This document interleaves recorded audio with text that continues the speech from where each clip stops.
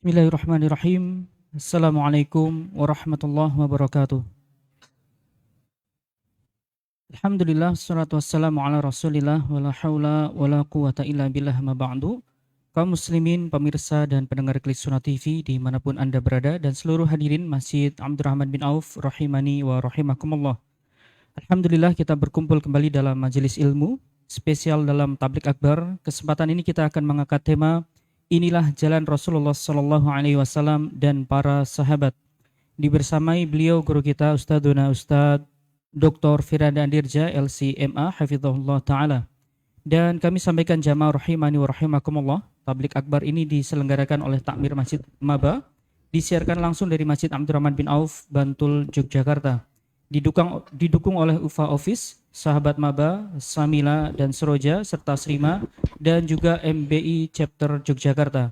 Silakan siapkan diri, luruskan niat dan catat faedah yang akan disampaikan. Sebelum masuk pada materi kajian, kami sampaikan jamaah rahimani wa rahimakumullah.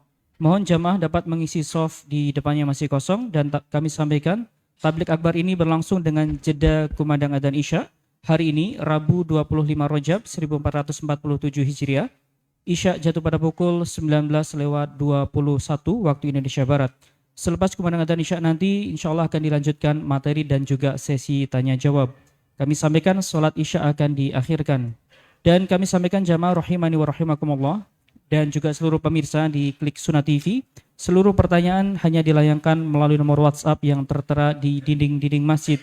Silakan dapat mengirimkan pertanyaan sejak awal kajian. Kemudian kami sampaikan bagi ayah dan bunda untuk senantiasa menjaga putra-putrinya selama kajian berlangsung. Dan kami sampaikan sebagai maklumat bagi seluruh jamaah, mohon untuk tidak mengambil gambar, video maupun merekam, kecuali panitia yang bertugas. Dan kami khususkan bagi jamaah putri di lantai 2, maklumat ini kami sampaikan dengan tegas, mohon untuk tidak mengambil video, gambar ataupun merekam, kecuali panitia yang bertugas di lantai 1, dan mohon untuk menjaga privasi di lantai 2. Kiranya demikian menjadi informasi dan maklumat bagi seluruh jamaah. Kepada Ustadzuna Ustadz Dr. Firanda Andirja kami persilahkan. Bismillahirrahmanirrahim. Assalamualaikum warahmatullahi wabarakatuh. Alhamdulillahi ala ihsani wa syukru lahu ala taufiqihi wa amtinani. Asyhadu an la ilaha illallah wahdahu la syarika lahu ta'ziman sya'ni. Wa asyhadu anna Muhammadan abduhu wa rasuluhu da'ila ridwanih. Allahumma salli alaihi wa ala alihi wa ashabihi wa ikhwani. Hadirin hadirat yang dirahmati oleh Allah Subhanahu wa taala. Pada kesempatan kali ini kita akan membahas tentang jalan Nabi dan jalan para sahabat yang Allah Subhanahu wa taala isyaratkan dalam firman-Nya, "Qul hadhihi sabili ad'u ila Allah ala basiratin ana wa man ittaba'ani wa subhanallah ma ana minal musyrikin." Katakanlah wahai Muhammad, hadhihi sabili, ini adalah jalanku, ad'u ila Allah, aku menyeru kepada Allah, ala basirah, di atas ilmu, ana wa man ittaba'ani, dan aku berserta orang-orang yang mengikutiku, yaitu para sahabat juga berdakwah bersama Nabi sallallahu alaihi wasallam. Dan jalan Nabi dan para sahabat inilah yang datang dalam hadis tentang iftirakul ummah, tentang bahwasanya umat ini akan terpecah-pecah. Ya, kata Nabi sallallahu alaihi wasallam, iftaraqatil yahudu ila ihda wa sab'ina firqah, bahwasanya Yahudi terpecah menjadi 71 golongan, waftaraqatin nasara ila thintaini wa sab'ina firqah, Nasara terpecah menjadi 72 golongan, wasataftariqu hadhil ummah ila 73 firqah, dan umat ini akan terpecah menjadi 73, kulluha finnar illa wahidah, semuanya di neraka kecuali satu. Maka para sahabat bertanya, man hiya ya Rasulullah, atau man hum ya Rasulullah, siapa kelompok yang selamat itu? Dalam riwayat kata Nabi sallallahu alaihi wasallam, man kana ala mithli ma ana alaihi al-yauma wa ashabi, yaitu orang-orang yang berada di atas jalan yang aku dan para sahabatku tempuh hari ini, yaitu orang-orang yang berada di atas mithli ma ana alaihi al-yauma wa ashabi, yang aku dan para sahabatku hari ini menempuhnya. Mereka mengikuti jalan tersebut. Makinlah jalan keselamatan, jalan yang ditempuh oleh Nabi dan dilebih jelaskan lagi oleh para sahabat yang dikenal dengan manhajus salaf, yang kemudian setelah itu para sahabat diikuti oleh generasi berikutnya yang dikenal dengan Al-Qurun Al-Mufaddalah, Itu generasi yang dimuliakan oleh Nabi, yang Rasulullah bersabda, khairun nasi qarni, sebaik-baik generasi adalah generasiku, sebaik-baik manusia adalah generasiku, itu para sahabat. Tsumma alladziina yalunahum, kemudian yang setelah mereka itu para tabi'in, tsumma alladziina yalunahum, kemudian atba'ut tabi'in. Taib, karenanya Ibnu Mas'ud radhiyallahu taala anhu memuji para sahabat ya dengan perkataan yang indah. Ibnu Mas'ud berkata, ya, diriwayatkan oleh Imam Ahmad dalam musnadnya, beliau berkata, innallaha nadhara fi qulubi al-ibad. Sungguhnya Allah memandang, melihat kepada hati-hati para hamba. Fawajada qalba Muhammadin sallallahu alaihi wasallam khaira qulubil ibad. Maka Allah mendapati hatinya Muhammad adalah hati yang terbaik dari seluruh manusia. Fastafahu li nafsihi. Maka Allah Allah pilih Muhammad untuk dirinya. Fabta'athahu bi risalati. Maka Allah utus dia dengan mengemban risalahnya. Setelah itu, tsumma nadhara fi qulubil ibad ba'da qalbi Muhammad. Kata Ibnu Mas'ud, setelah itu Allah melihat kepada hati-hati para hamba setelah hati Rasulullah. Fawajada quluba ashabihi khaira qulubil ibad. Maka Allah mendapati hati para sahabat adalah hati yang terbaik di antara hamba-hamba Allah. Faja'alahum wuzara'a nabiyhi. Maka Allah menjadikan para sahabat sebagai penolong nabinya. Yuqatiluna ala dinihi. Para sahabat berperang dalam rangka membela agama Muhammad sallallahu alaihi wasallam. Fama ra'al muslimuna hasanan fahuwa indallahi hasan. Maka apa yang dilihat oleh kaum muslimin, yaitu apa yang dilihat oleh para sahabat suatu kebaikan, maka di sisi Allah juga baik. Wa ma ra'au sayyi'an fahuwa indallahi sayyi'un. Dan jika sesuatu dipandang sahabat buruk, maka itu juga buruk di sisi Allah. Kenapa? Karena Allah telah memilih mereka. Ini pujian Ibnu Mas'ud terhadap para sahabat Nabi, bahwasanya mereka adalah orang-orang terpilih. Allah telah memilih Nabi Muhammad sebagai manusia terbaik, dan Allah memilih sahabat-sahabat terbaik, yaitu sahabat-sahabat Nabi Muhammad sallallahu alaihi wasallam. Demikian juga Ibnu Mas'ud berkata, "Man kana mustannan falyastanna biman qad mat." Siapa yang ingin mencontohi, maka contohilah yang sudah meninggal dunia. Fa innal hayya la tu'man alaihil fitnatu. Karena yang masih hidup tidak aman kena fitnah. Tidak ada yang aman. Mau ustaz, mau ulama, apalagi ustaz, tidak aman terkena fitnah. Ya. Ulaika ashabu Muhammadin sallallahu alaihi wasallam. Siapa yang sudah meninggal yang hendaknya kita contohi? Mereka lah para sahabat Nabi sallallahu alaihi wasallam yang mereka kondisi meninggal dan sudah ditazkiyah, direkomendasi oleh Allah dan Rasulnya. Kanu afdhala hadhil ummah. Mereka adalah generasi terbaik umat ini.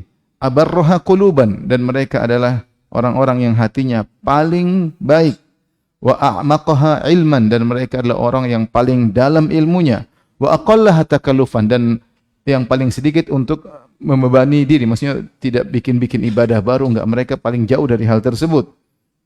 Ya, tidak takalluf. Ikhtarahumullah li suhbati nabihi. Allah telah milih mereka untuk menjadi sahabat nabinya. Li iqamati dini. Perhatikan, Allah pilih mereka untuk menegakkan agama Muhammad sallallahu alaihi wasallam. Fa'rifu lahum fadlahum, maka kenalilah, ilmuilah tentang kemuliaan mereka, wattabi'uhum ala atharihim, dan ikutilah para sahabat, tapaki jejak mereka. Tamassaku bimastata'tum min akhlaqihim wa siyarihim. Hendaknya kalian berpegang teguh semampu kalian dari akhlak mereka dan perjalanan mereka. Fa innahum kanu 'alal hudal mustaqim. Sungguhnya mereka di atas petunjuk yang lurus. Diriwayatkan oleh Ibnu Abdul Bar dalam Jami' Bayanil Ilmi wa Fadlihi. Baik. Jadi secara logika sederhana, Allah memilih nabi, Allah utus untuk menegakkan agama. Maka tentunya Allah akan memilih manusia-manusia terbaik juga untuk menjadi murid-murid siapa? Nabi, dan mereka akan meneruskan dakwah Nabi sallallahu alaihi wasallam. Maka merekalah para sahabat yang paling paham tentang dakwah dan konten Nabi dan tujuan Nabi sallallahu alaihi wasallam. Maka pada saat ini kita akan jelaskan tentang kenapa kita harus mengikuti jalan para sahabat. Baik. Siapakah sahabat? Sahabat yaitu man laqiya Nabi sallallahu alaihi wasallam wa huwa muslim wa mata alal Islam. Ya. Sahabat definisinya adalah orang yang pernah bertemu dengan Nabi SAW dalam kondisi muslim dan kemudian juga meninggal dalam kondisi muslim. Apakah talat suhbatuhu am qallat? Apakah bersahabat dengan Nabi dalam waktu yang panjang ataupun dalam waktu yang sebentar?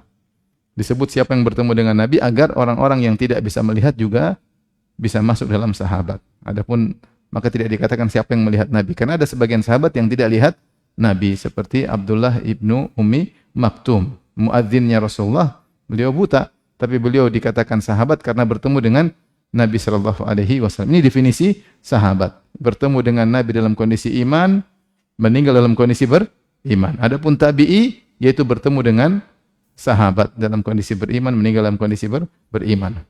Ada di zaman Nabi sallallahu alaihi wasallam orang-orang yang bertemu Nabi tetapi tidak beriman. Setelah Nabi meninggal baru dia beriman. Ini bukan sahabat. Jadi syaratnya harus bertemu Nabi beriman, meninggal juga dalam kondisi beriman. Ada yang beriman di zaman Nabi. Sebut Mukhadram, dia mungkin di Yaman, dia tidak ketemu Nabi, dia beriman di zaman Nabi sampai Nabi meninggal. Tapi dia tidak bertemu dengan Nabi. Sahabat atau bukan? Bukan. Sahabat harus bertemu secara fisik, bertemu dengan Nabi sallallahu alaihi wasallam. Tapi saya tanya sama antum, kalau nabinya keluar zaman sekarang gimana? Hah?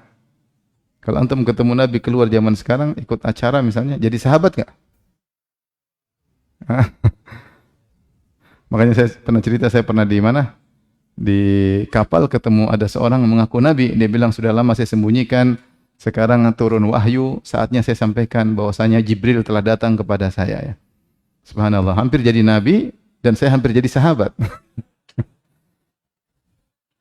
Baik. Maka kita harus kenali para sahabat, kata Ibnu Mas'ud, fa'rifu lahum fadlahum.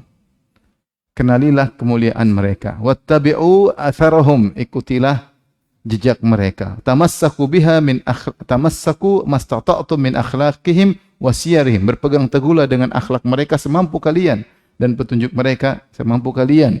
Fa innahum kanu 'alal hudal mustaqim. Sungguhnya mereka berada di atas jalan yang lurus. Adapun yang masih hidup kita enggak aman.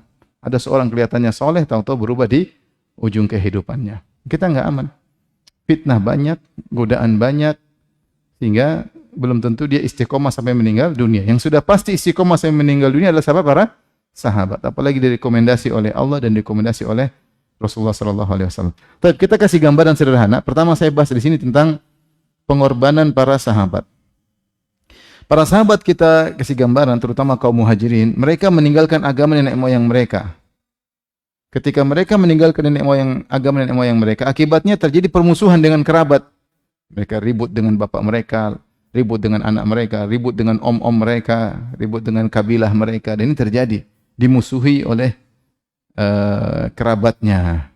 Sampai ibunya seperti Sa'ad bin Abi Waqqas, ibunya mau bunuh diri kalau Sa'ad bin Abi Waqqas tetap Muslim. Ya ini perjuangan yang berat seperti Mus'ab bin Umair yang dimusuhi oleh ayah dan ibunya ya.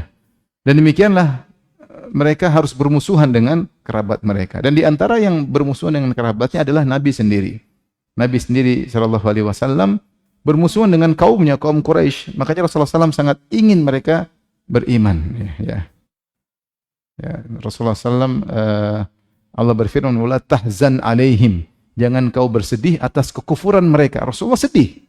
Jangan kita sangka Rasulullah senang Abu Lahab kafir. Enggak, Rasulullah juga sedih karena itu omnya. Jangan kita sangka Rasulullah senang orang Quraisy kafir. Rasulullah pingin mereka beriman. Makanya Rasulullah bertahan mendakwahi. Karena Rasulullah sedih kalau mereka kafir. Kenapa? Karena mereka adalah kerabat Rasulullah sallallahu alaihi wasallam. Ini yang pertama. Jadi kita bayangkan mereka berat harus berhadapan dengan kerabat. Ya, bukan cuma diganggu secara fisik, juga diganggu secara mental. Kemudian juga lihat pengorbanan mereka, terutama kaum muhajirin meninggalkan kampung halaman, keluarga dan harta. Ya, mereka berpindah dari Mekah menuju Madinah. Yang tadinya punya rumah, yang tadinya punya harta, yang tadinya punya anak mungkin harus ditinggalkan, yang punya orang tua harus ditinggalkan, yang tadinya punya penghasilan harus ditinggalkan. Banyak di antara mereka jadi miskin mendadak, tinggal di Madinah, harus tinggal di Sufah. Sufah itu mulhak atau tambahan di bagian belakang Masjid Nabawi. Cuma dikasih atasan tapi tidak ada sampingannya, sehingga mereka tidur di tanah, sehingga baju mereka kotor, sehingga mereka harus makan di jatah. Ya.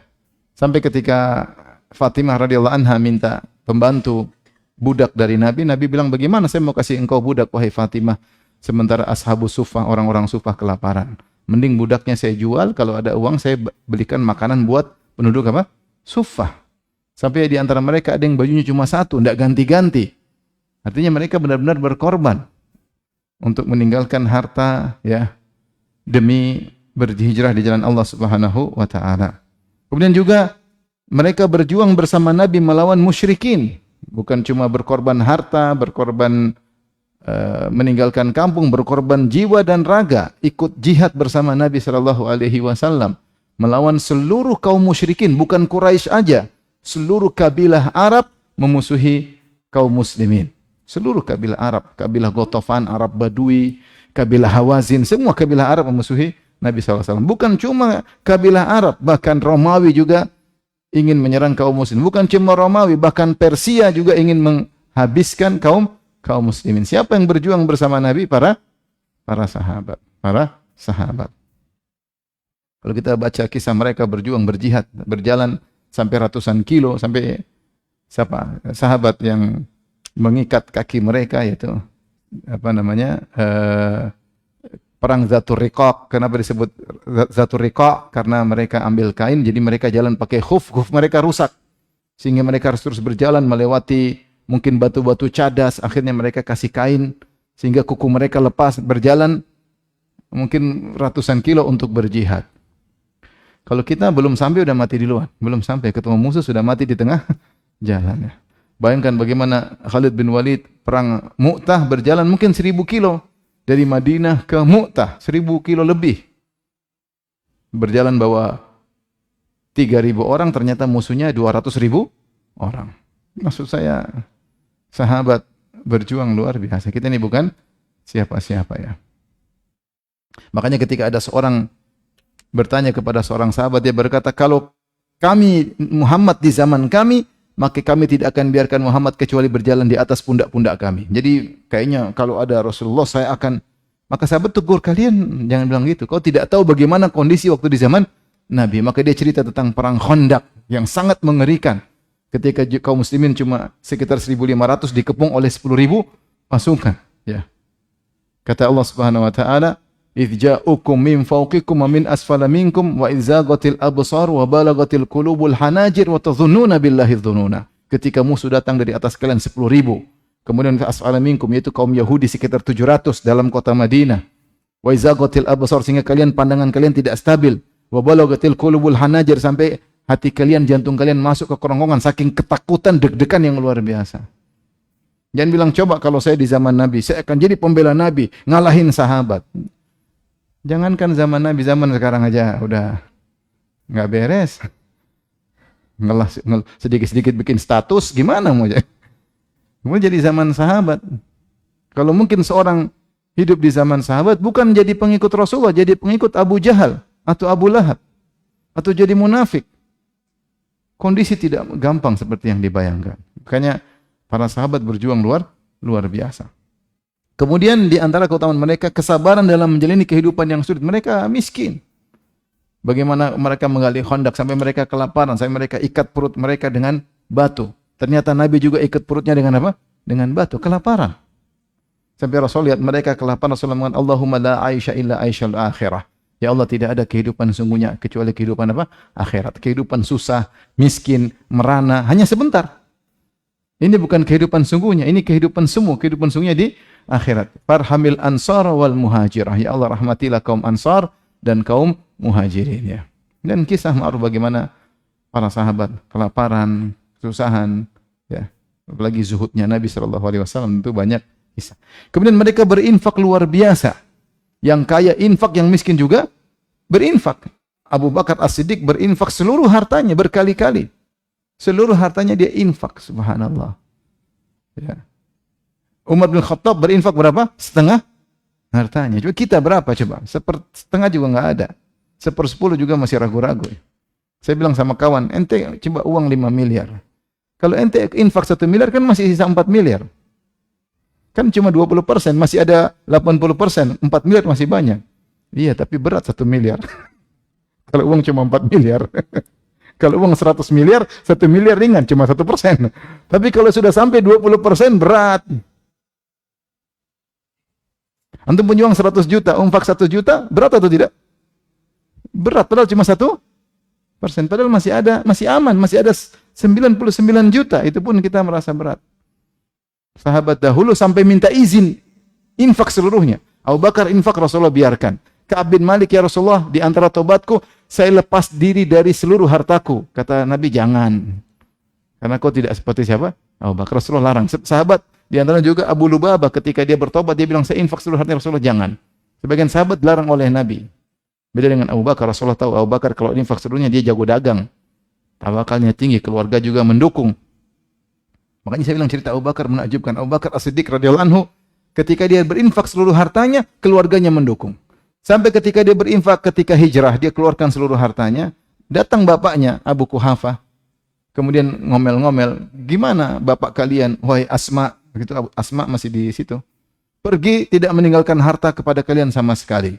Maka Asma bilang, ada bapak tinggalkan sesuatu, ayah tinggalkan sesuatu. Maka Asma ambil batu, dia lilit dengan kain, dia taruh di tempat emas. Ini masih ada kakek. Oh, kalau begini oke, padahal batu. Maksud saya ketika Abu Bakar berinfak didukung oleh istrinya, didukung oleh anak-anaknya.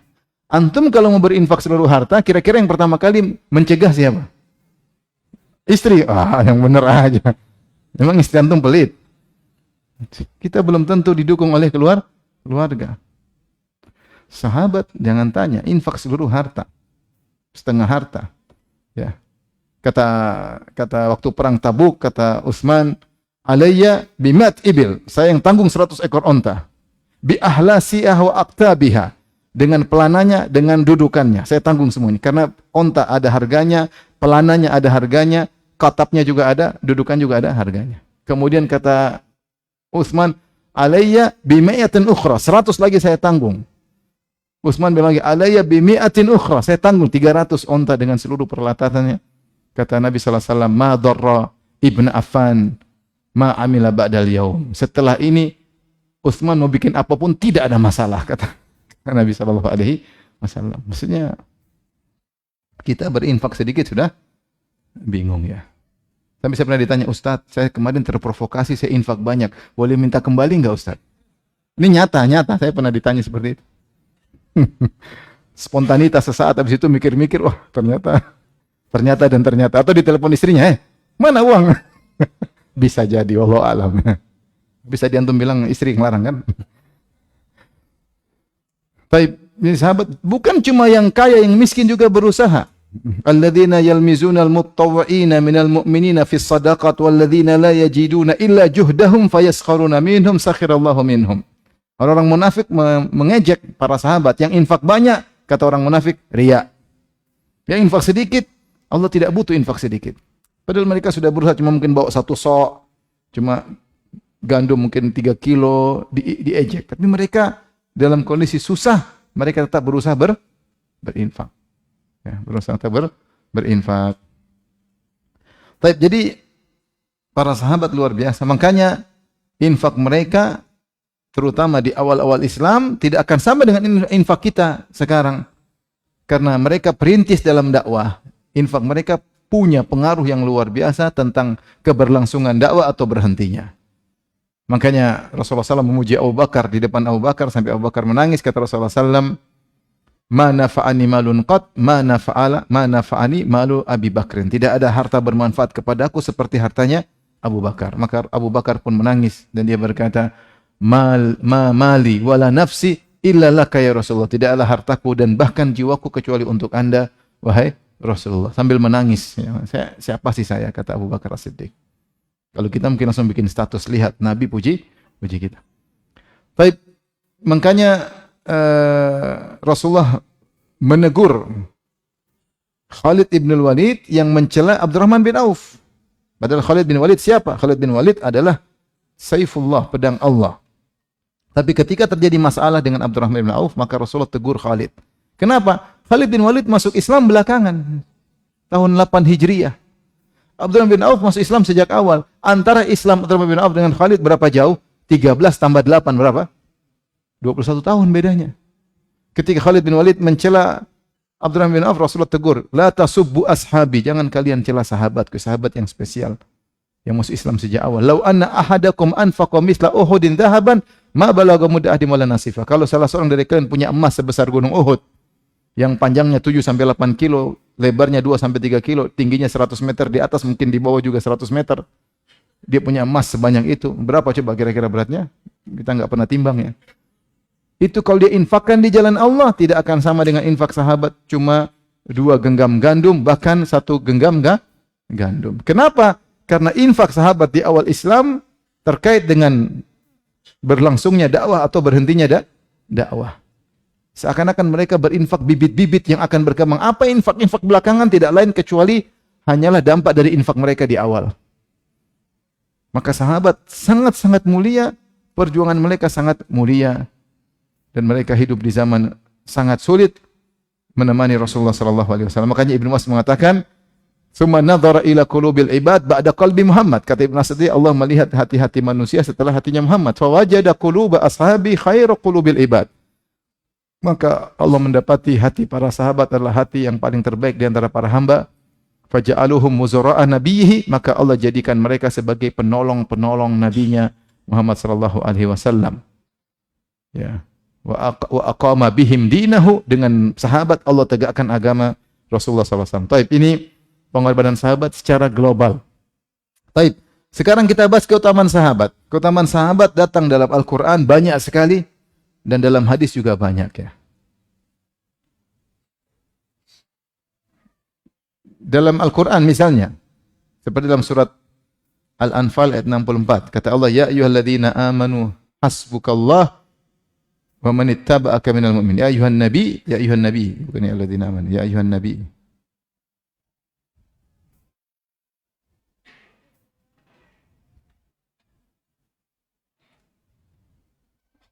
Wahai nabi, hasbukallah wa man ittaba'aka minal mu'minin. Wahai nabi, cukuplah Allah bagimu dan cukuplah kaum mukmin, Allah bagi kaum mukminin. Hasbukallahu wa man ittaba'aka minal mukminin. Allah cukup bagi nabi dan Allah cukup juga bagi kaum mukminin. Maksudnya kaum mukminin bersama nabi siapa?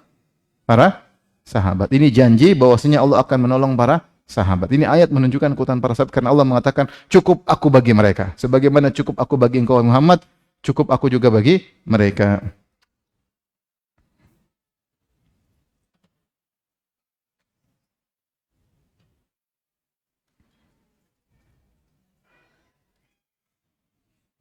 Ya. Taib. Yang kedua ayat Allah berfirman dalam surat Al-Anfal ayat berapa saya lupa, huwallazi ayyadaka binasrihi wa bil mu'minin.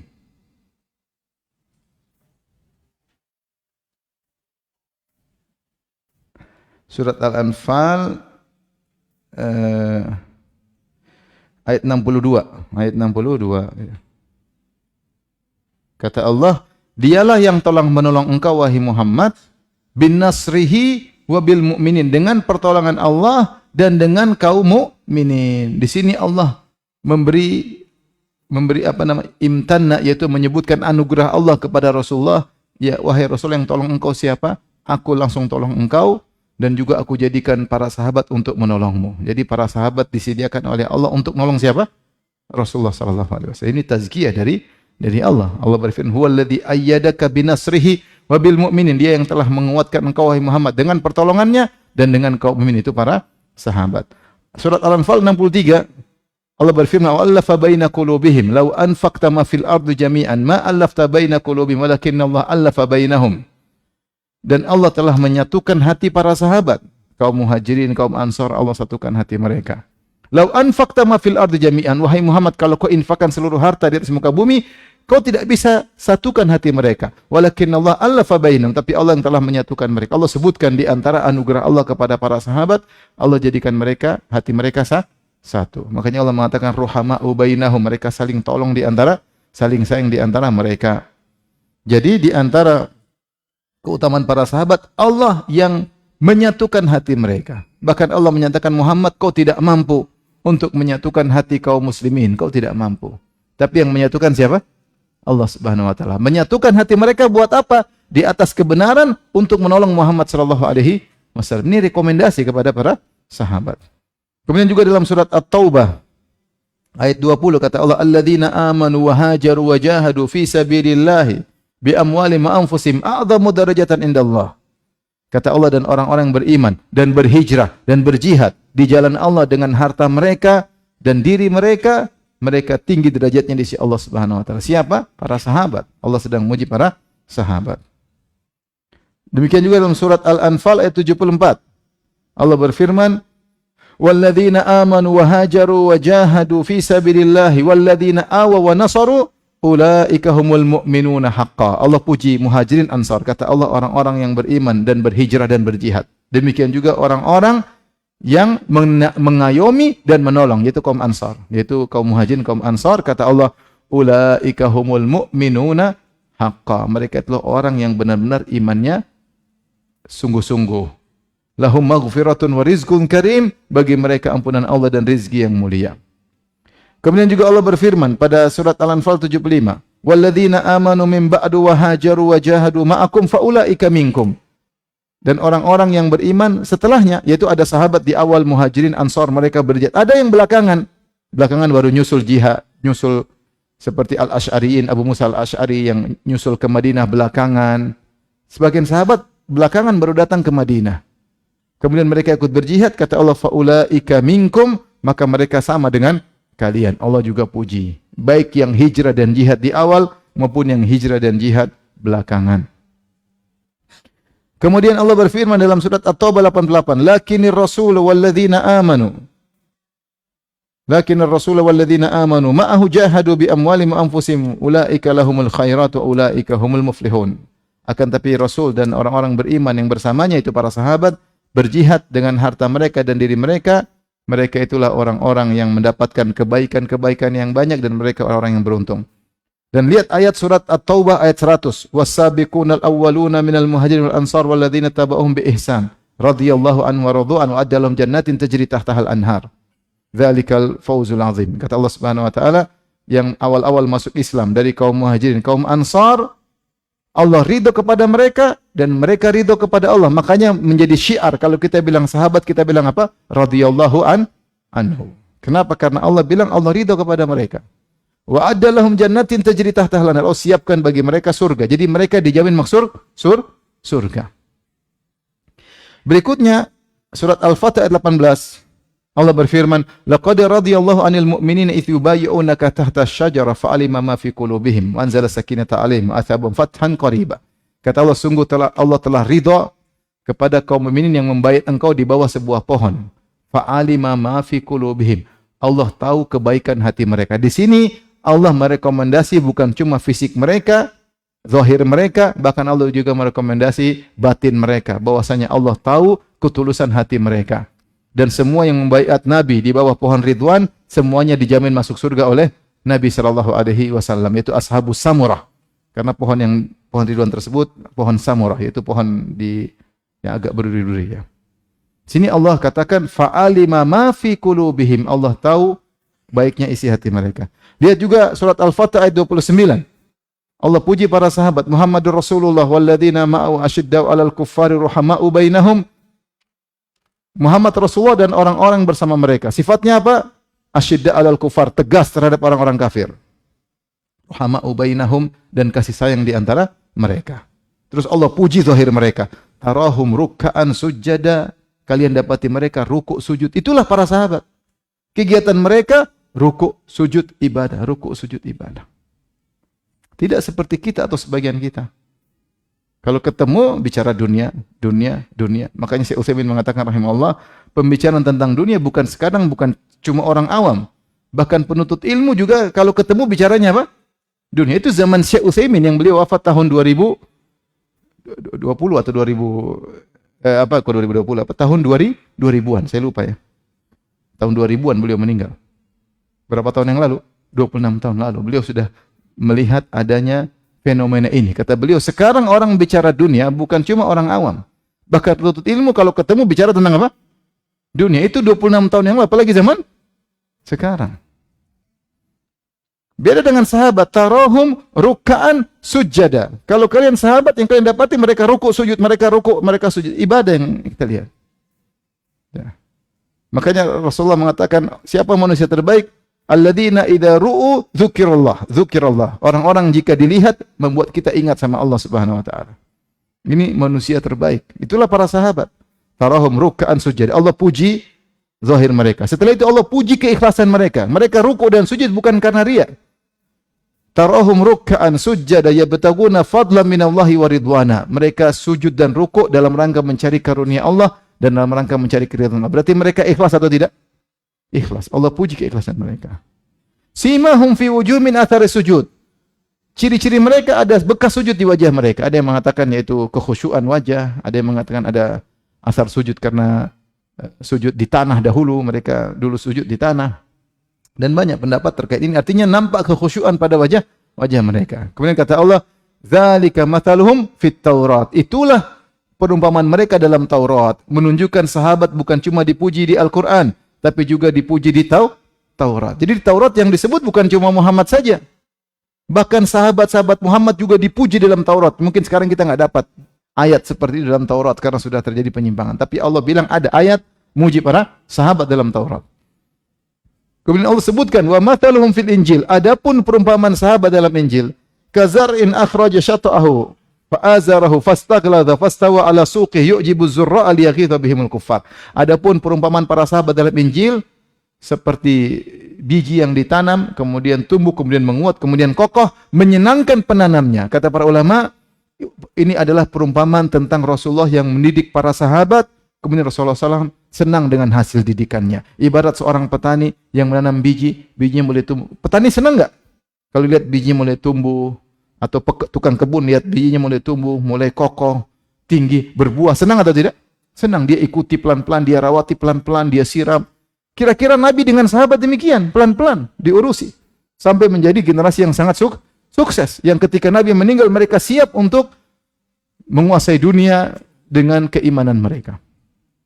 Ya. Makanya ketika Khalid bin Walid berperang, kemudian ditawarin oleh Persia atau Romawi.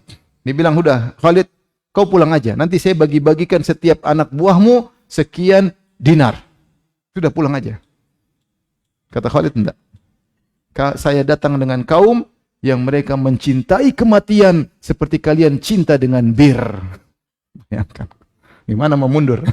Mereka memang mau mati. Saya datang dengan kaum yang mereka mencintai kematian syahada, mati syahid, seperti kalian suka dengan khamar. Tidak ada duit-duit, tidak ada. Oleh karenanya, Allah ternyata memuji para sahabat bahkan di Injil. Makanya di antara keindahan yang dirasakan oleh Nabi sebelum meninggal adalah salat subuh. Para sahabat salat subuh dengan rapi.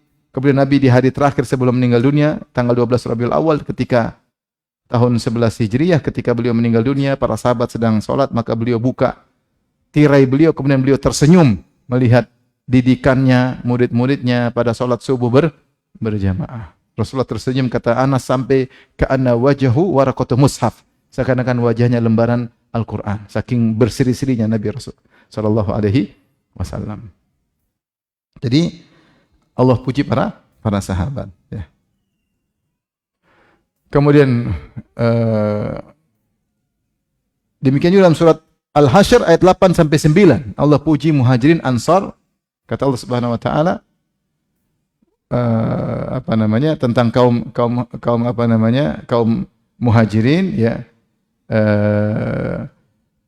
Yang diusir dari gimana ayatnya? Lil fuqara'il muhajirin alladzina ukhriju min diyarihim wa amwalihim. Dan orang-orang fakir di kalangan kaum muhajirin yang diusir dari negeri mereka dan dari harta mereka. Udah fakir, hartanya tidak bisa dibawa. Rumah ditinggal, kampung halaman ditinggal. Ini kaum muhajirin. Yabtaguna fadlan minallahi wa ridwana. Tapi mereka meninggalkan kota Mekah untuk mencari karunia Allah dan untuk mencari ridha Allah. Itu mereka ikhlas. Wa yansuruna Allah wa rasulah, dan mereka dalam rangka menolong Allah dan Rasulnya. Ulaika humus shadiqun, mereka adalah orang-orang yang imannya benar. Ini kaum muhajirin. Setelah itu Allah memuji kaum Ansar. Walladzina tabawwa'u ad-dara wal imana min qablihim yuhibbuna man hajara ilaihim wa la yajiduna fi sudurihim hajatan mimma utu wa yu'thiruna 'ala anfusihim walau kana bihim khasasah. Wa may yuqashuha nafsi fa ulaika humul muflihun. Adapun kaum Ansar yang tinggal di kota Madinah sudah beriman, menyambut kedatangan para muhajirin. Mereka mencintai kaum muhajirin, bahkan mereka tidak hasad kepada kaum muhajirin, bahkan mereka lebih mengutamakan muhajirin daripada diri mereka sendiri. Padahal mereka juga dalam kondisi susah. Walau kana bihim khasasah, mereka juga susah. Tapi mereka mengutamakan kaum muhajirin. Wa may yuqashuha nafsi fa ulaika humul muflihun. Dan siapa yang dihindarkan dari penyakit pelit, maka itulah orang-orang yang beruntung. Kemudian Allah memuji orang-orang setelah muhajirin ansar yang mendoakan kaum muhajirin kaum ansar. Walladzina ja'u min ba'dihim yaquluna rabbana ighfir lana wa li ikhwanina alladzina sabaquna bil iman. Wala taj'al fi qulubina ghillal ladzina amanu rabbana innaka ra'ufur rahim. Dan orang-orang yang datang setelah muhajirin ansar, mereka berdoa, ya Allah ampunilah kami dan ampunilah saudara-saudara kami yang telah beriman sebelum kami, yaitu kaum muhajirin kaum ansar. Maka di antara sunnah yang disuruh oleh Allah atau amal yang disuruh oleh Allah, kita mendoakan kaum muhajirin kaum ansar. Baik. Di antara ayat yang bercerita tentang keutamaan sahabat adalah surat At-Tahrim ayat 8. Kata Allah, "Yauma la yukhzillahu an-nabiyya walladzina amanu ma'ah nuruhum yas'a baina aydihim wa bi aymanihim yaquluna rabbana atmim lana nurana waghfir lana innaka 'ala kulli syai'in qadir." Hari di mana Allah tidak akan menghinakan nabi dan orang-orang beriman yang bersamanya bersama nabi. Maksudnya siapa? Para sahabat. Ya, Allah berikan mereka cahaya sehingga mereka berdoa, Rabbana atmim lana, ya Allah sempurnakanlah cahaya kami. Jadi sahabat dijanjikan cahaya oleh Allah pada hari kiamat kelak. Dalil tentang keutamaan sahabat sangat banyak ya. Ini sekedar yang bisa saya sampaikan. Selanjutnya, adapun hadis Nabi banyak seperti tadi sabda Nabi, khairun nasi qarni, sebaik-baik manusia adalah generasiku, kemudian setelahnya. Itu generasi sahabat yang paling baik. Kemudian Rasulullah mengatakan, la tasubu ashabi, jangan kalian cela sahabatku. Kalau kalian punya emas sebesar gunung, kalian infakkan tidak sama dengan infak sahabat yang cuma 2 genggam gandum. Kemudian Rasulullah SAW juga mengatakan, yang mau selamat, mangkana ala mithli ma ana alaihi al-yawm ashab. Yang ingin selamat adalah orang yang ikuti jalanku dan jalan sahabatku pada hari ini. Yaitu ikut jalan para sahabat. Kemudian Rasulullah mengatakan misalnya, hubbul ansar minal iman wa bughdul ansar minal nifaq.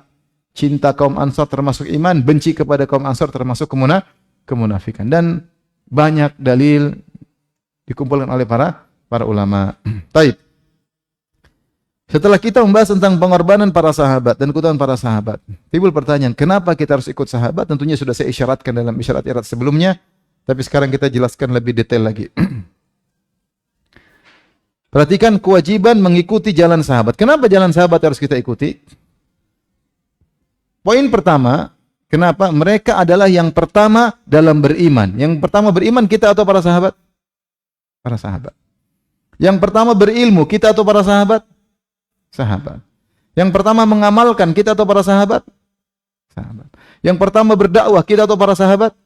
Mereka perintis yang pertama dalam segala hal.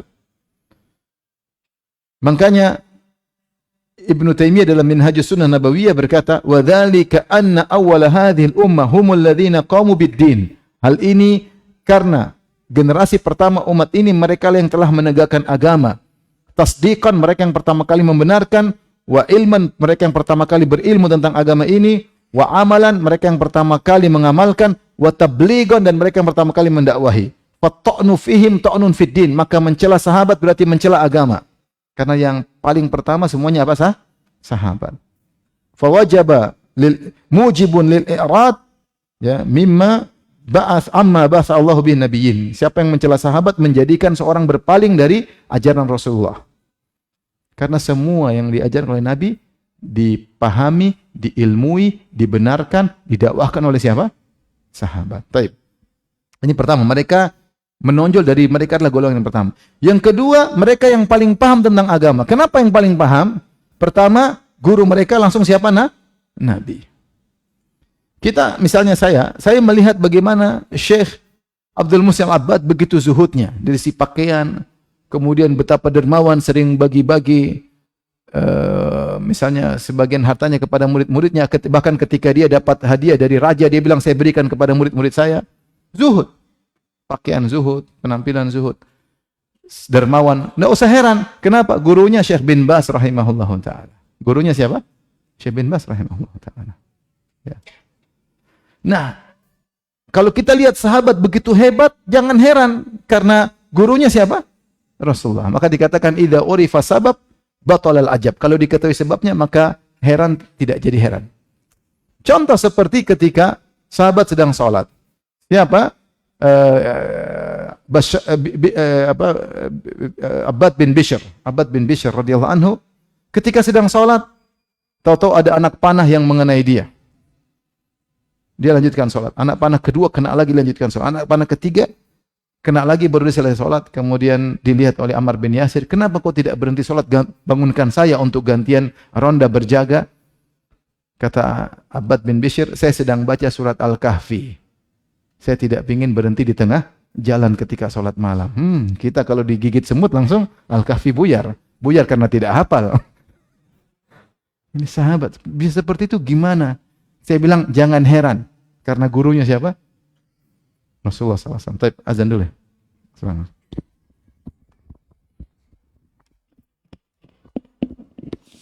Allahu Akbar, Allahu Akbar. Allahu Akbar,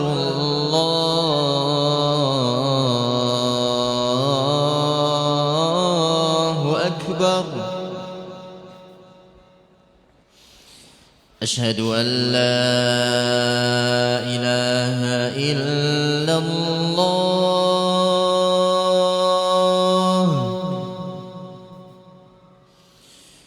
أشهد أن لا إله إلا الله. أشهد أن محمدا رسول الله.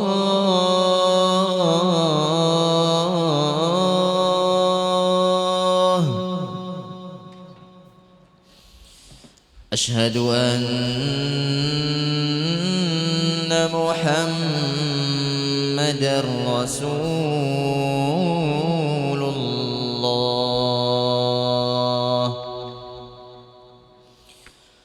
حي على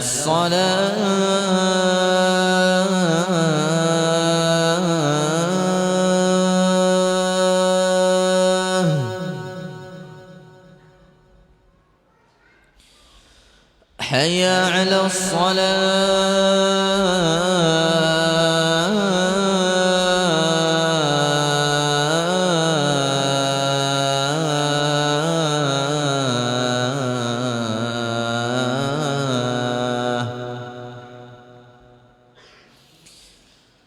حي على الفلاح.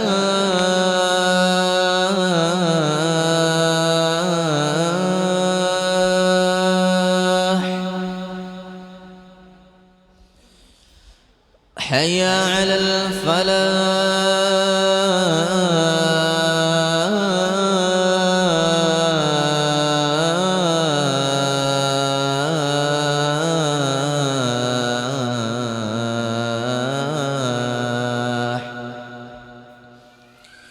الله أكبر، الله أكبر. لا إله إلا الله.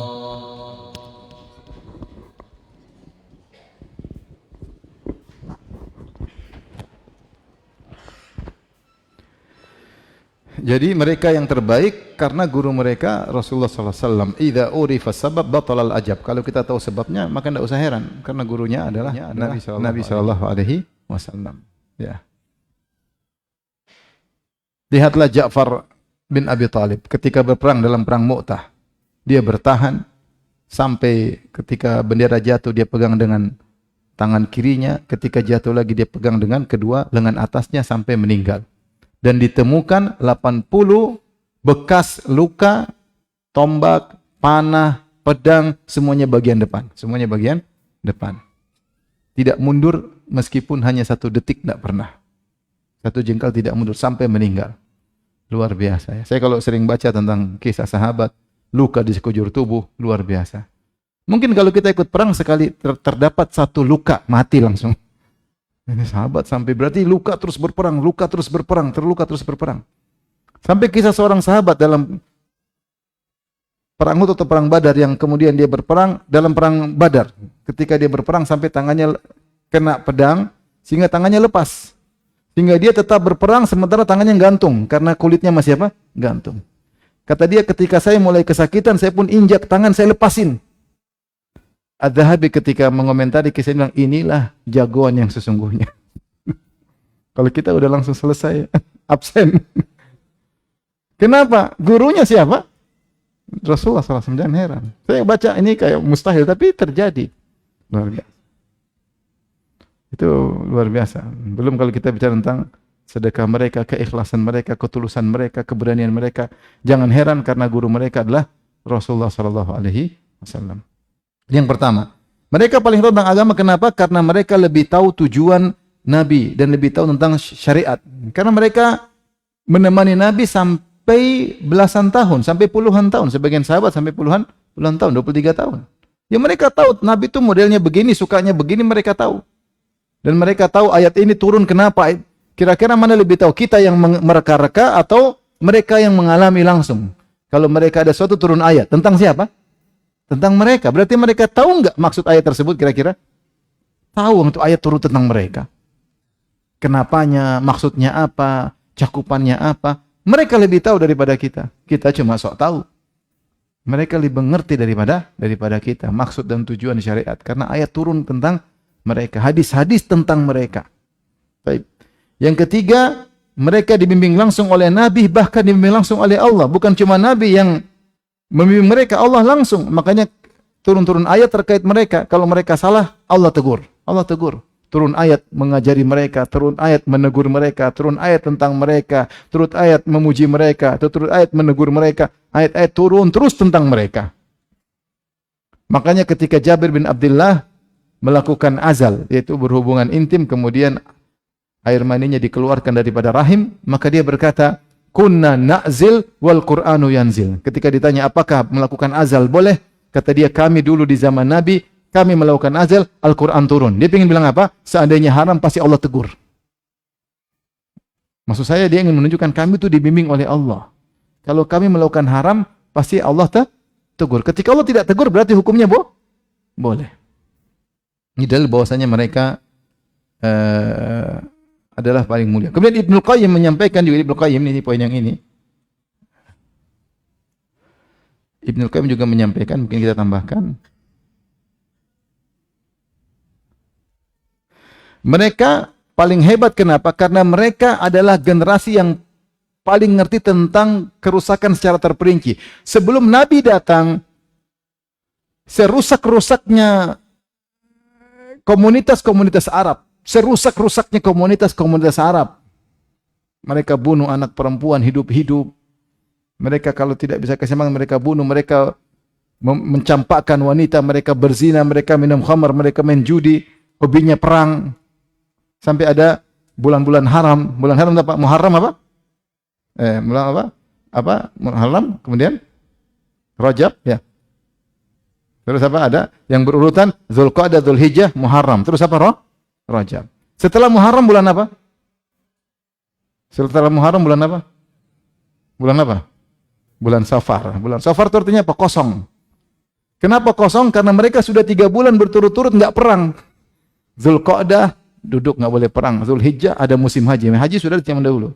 Muharram dilarang berperang. Begitu Safar mereka sudah nunggu kapan perang, keluar semua dari kampung, kosong. Dibilang bulan apa? Safar. Karena kampung kosong, karena mereka sudah lama tidak berperang. Jadi kaum hobinya apa? Perang. Makanya punya anak perempuan, mereka perempuan buat apa? Enggak bisa perang. Mereka bangga kalau punya anak laki-laki. Perempuan diajak apa? Enggak bisa. Serusak-rusaknya. Makan bangkai, nyembah berhala, bikin berhala dari roti, bikin berhala dari korma, bikin berhala dari batu. Apapun mereka lakukan. Berbuat buruk kepada tetangga. Jadi mereka syirik, dukun, semua lengkap. Ya. dukun, jimat, sihir, semua ada di zaman itu. Makanya ketika Najasyi panggil Ja'far bin Abi Thalib, terangkan tentang Islam. Ja'far mengatakan, kunna fil jahiliyah, ya ayyuhal malik, wahai sang raja. Kami dulu di zaman jahiliyah sebelum Muhammad datang. Kami apa? Na'kulul jitha, kami makan mayit. Wa nusi'ul jiran, kami berbuat buruk kepada tetangga. Wa ya'kulu minnal qawiyyad dhaif. Qawiyyad dhaif yang kuat hukum rimba mengalahkan yang lemah. Kami begini, kami wa na'til fawahish, kami melakukan perbuatan-perbuatan keji sampai Allah utus kepada kami seorang yang kami kenal nasabnya. Kemudian Nabi mengajarkan kebaikan secara detail. Jadi tidak ada generasi kata Ibnu Qayyim yang bisa menyamai para sahabat yang mengenal keburukan secara detail, bahkan mereka melakukannya. Setelah itu datang cahaya secara detail dan mereka melakukannya.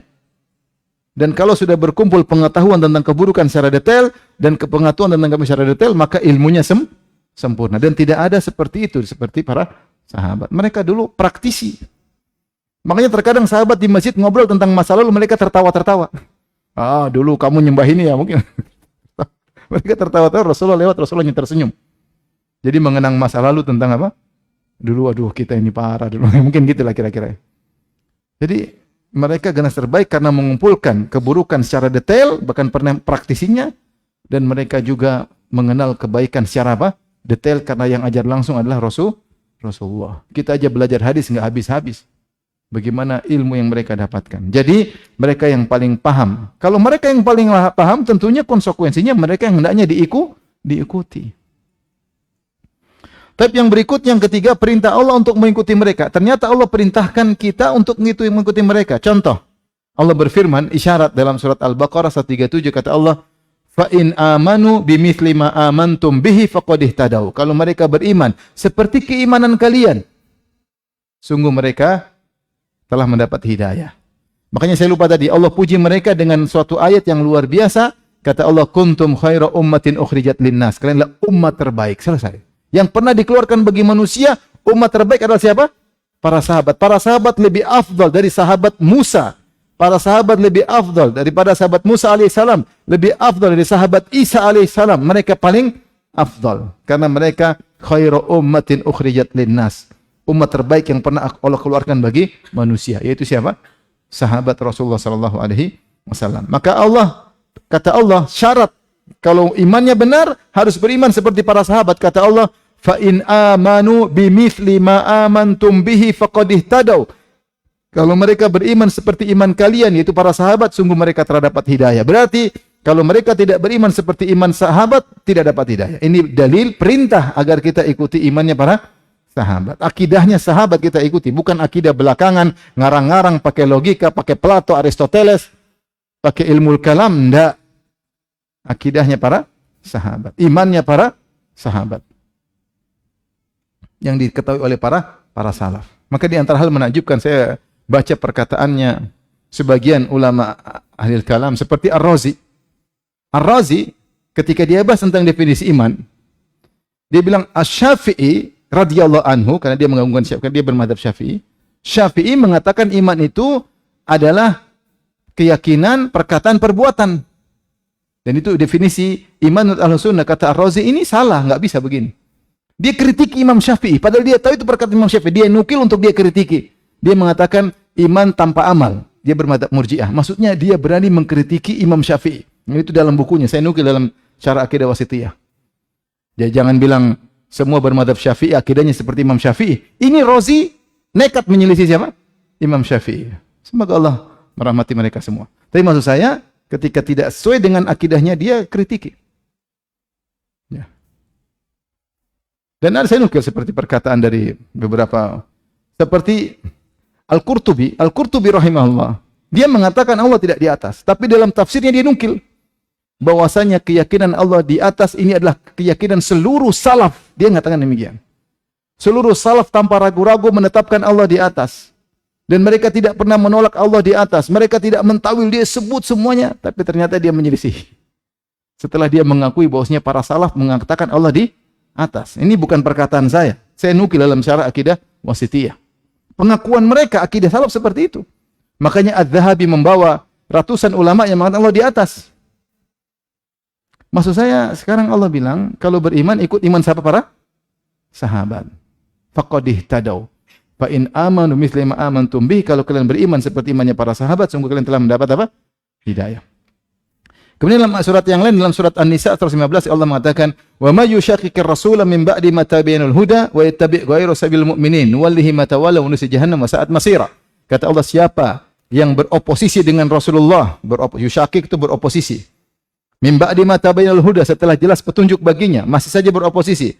Wa yattabi' ghayra sabilil mu'minin, dan mengikuti jalan kaum selain jalan kaum mukminin. Kaum mukminin di sini maksudnya para sahabat. Di sini Allah mensyaratkan untuk dapat petunjuk, jangan beroposisi dengan Nabi dan jangan beroposisi dengan para sahabat. Harus ikut jalan Nabi, harus ikut jalan apa?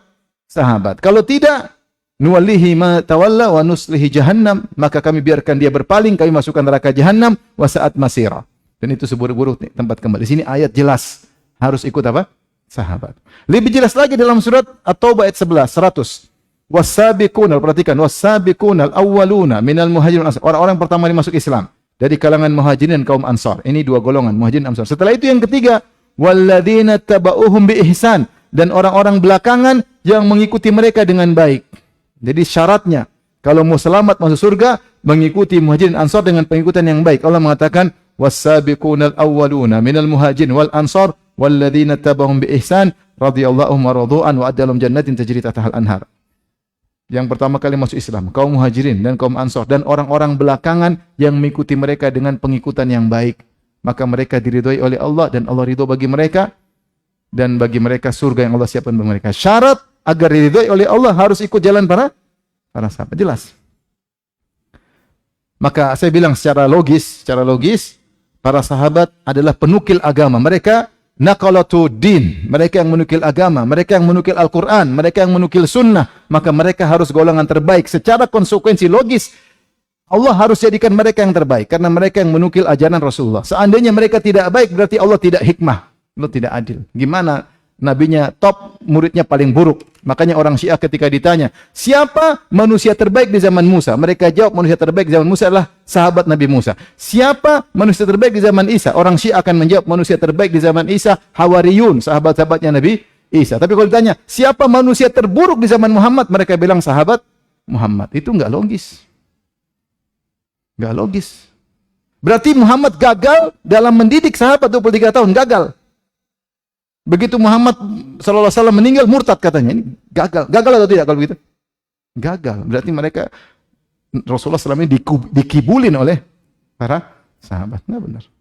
Maka secara logis, seharusnya konsekuensi kalau Allah itu hakim, maha bijak, dan maha berilmu, harusnya Allah memilih sahabat yang terbaik. Ya. Tapi kalau Allah ternyata nggak ngerti, Allah puji-puji sahabat dalam Al-Quran, ternyata mereka murtad, berarti Allah nggak ngerti dong masa depan. Ngapain dipuji-puji? Ternyata mereka akhirnya murtad. Makanya mencela mereka, kata Ibnu Taimiyah, berarti mencela isi agama, karena mereka lah yang menukil apa? Al-Quran dan Sunnah. Kalau yang penukilnya bermasalah, kita tidak percaya dengan Al-Quran.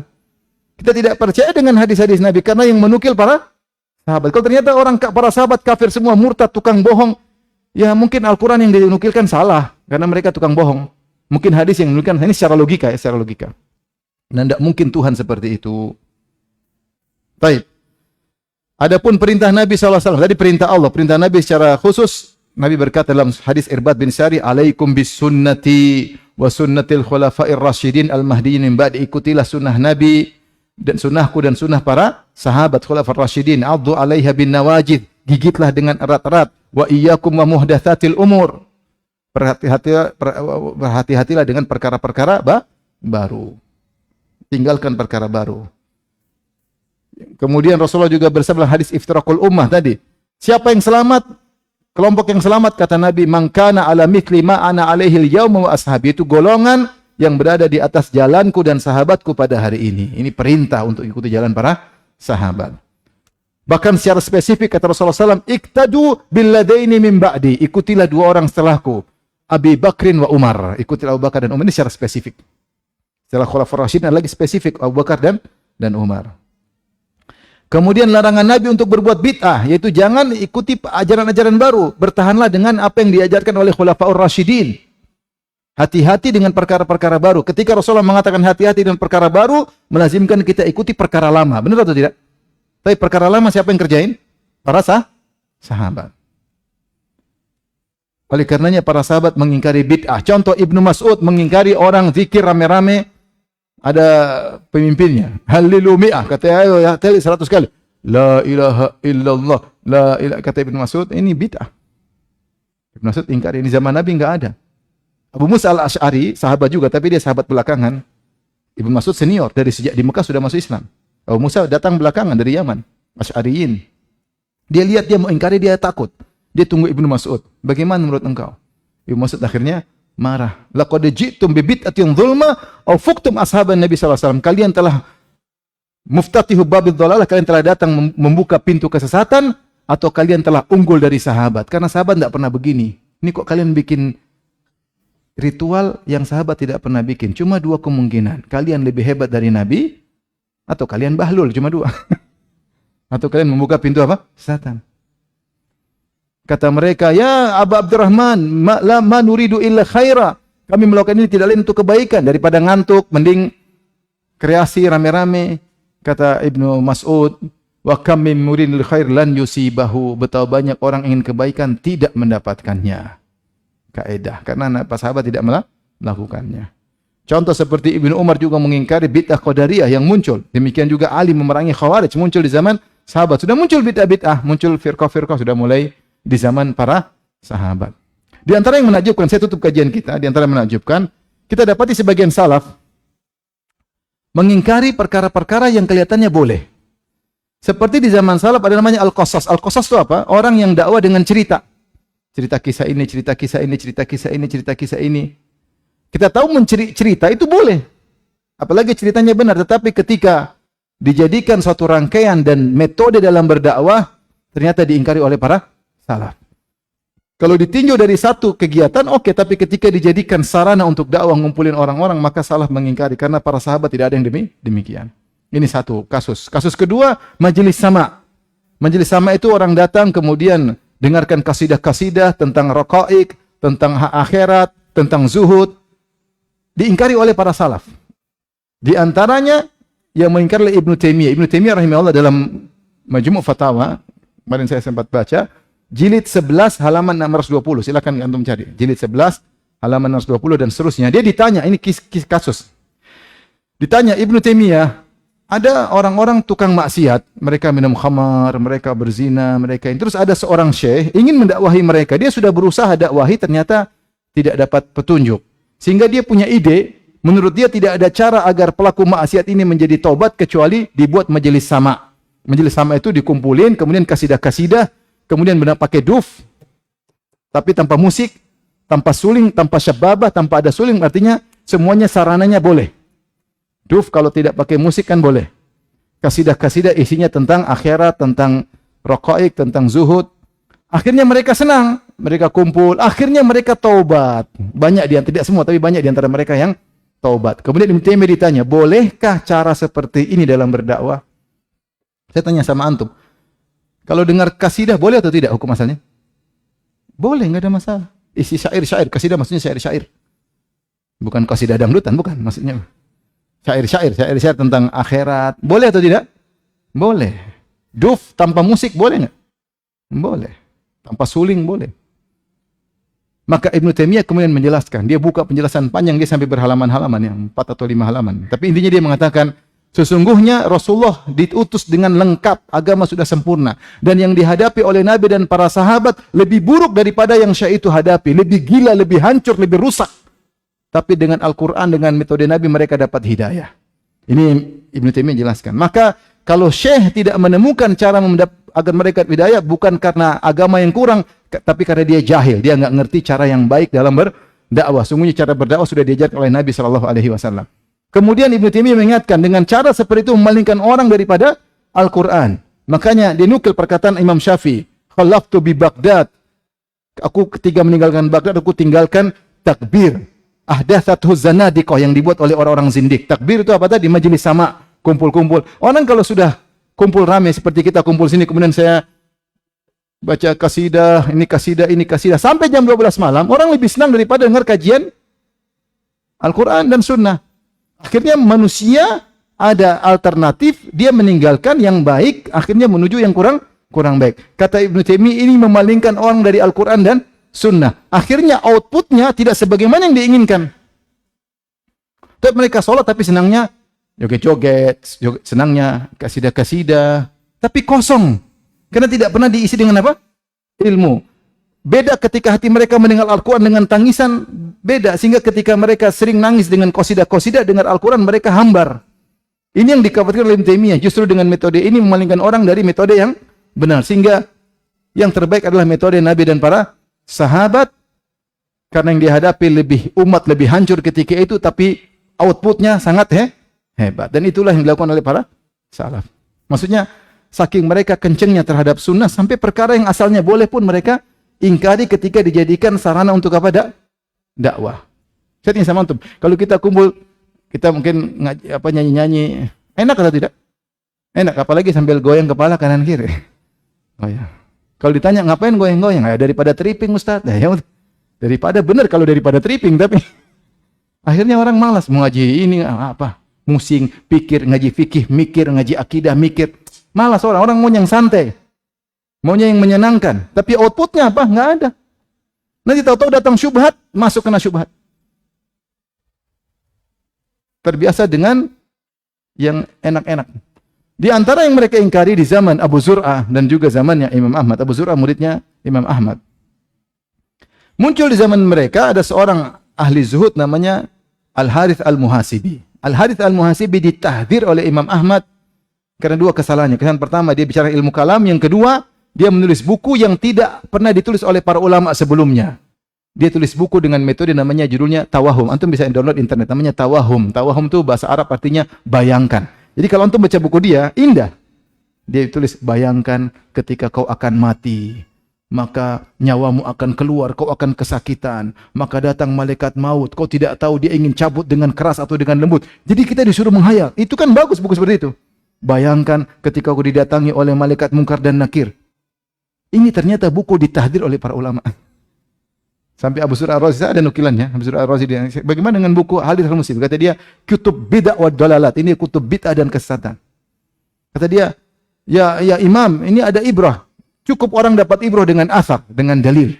Tidak perlu dengan cara seperti ini. Apakah, kemudian disebut, apakah Imam Malik, apakah imam ini pernah nulis buku-buku seperti itu? Waswasah dan al-khatarat. Bayangkan, tidak pernah. Maka Abu Zur'ah Ar-Razi kitab ini, karena cara penulisnya tidak mengikuti metode apa? Salaf. Dan tadi outputnya beda dengan orang yang output yang terbiasa dengan Al-Quran dan dalil. Beda. Maksud saya intinya, bagaimana para salaf sangat berhati-hati sampai perkara-perkara yang mungkin masih diperdebatkan mereka juga ingkari. Wallahu alam bisawab. Demikian saja apa yang bisa sampaikan. Maka seorang berusaha untuk mengikuti manhajus salaf, baik secara akidah, secara iman, secara akhlak, ya. Dan ikuti baca perjalanan mereka, sirah mereka, agar kita bisa meniru mereka. Bagaimana tadi wasiat Ibnu Mas'ud radhiyallahu taala anhu. Demikian saja, tidak ada tanya jawab karena saya ada kajian lagi setelah ini. Insyaallah kita lanjutkan pada kesempatan yang lain. Wabillahi taufiq hidayah. Assalamualaikum warahmatullahi wabarakatuh. Waalaikumsalam warahmatullahi wabarakatuh. Kami sampaikan jazakumullahu khairan pada Ustadzuna Ustadz Dr. Firanda Dirja atas faedah ilmu yang telah disampaikan, dan semoga Allah curahkan taufik dan hidayah untuk kita semuanya. Sebelum iqamah dikumandangkan, kami sampaikan bagi seluruh